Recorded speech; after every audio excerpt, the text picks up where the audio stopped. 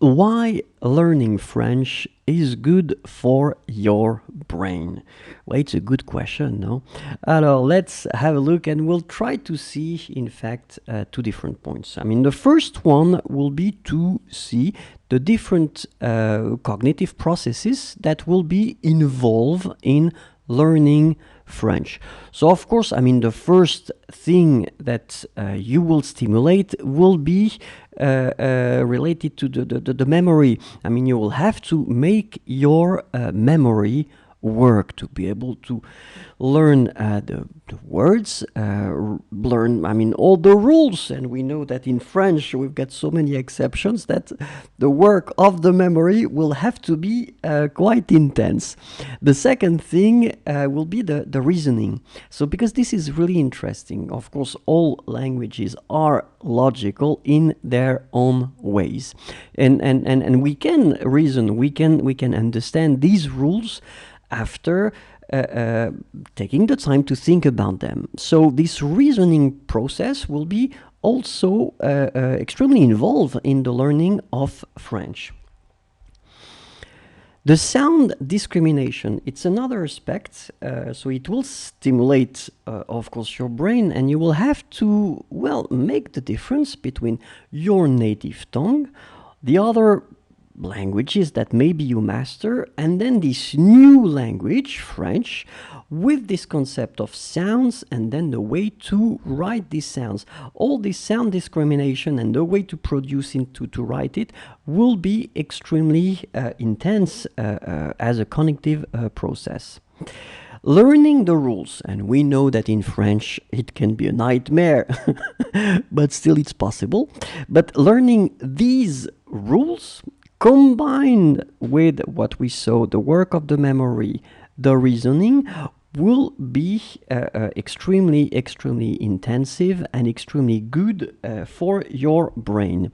And the last one, the ability to switch between tasks, because when you learn a language, obviously you have to at one point do some exercises, read, you have to pronounce things, you get to understand. So it's extremely complex, and all these different tasks and the fact that you're switching between them will be extremely good for your brain.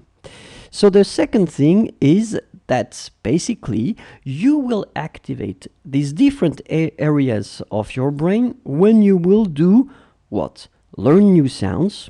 As we say previously, it's quite demanding. It is difficult in some cases. It is extremely difficult for certain persons with certain native tongues, but it's possible.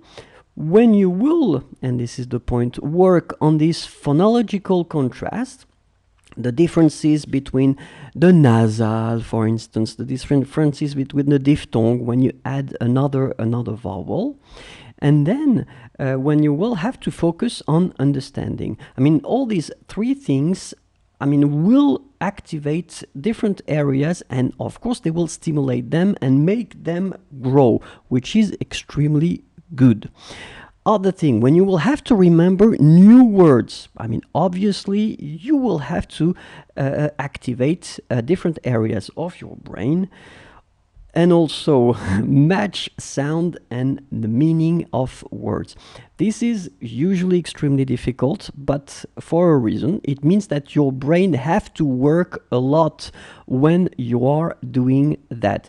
But it's just like exercise, it's just like sport. It's a good thing because it will be good for your brain and your skills of communication after that, of course.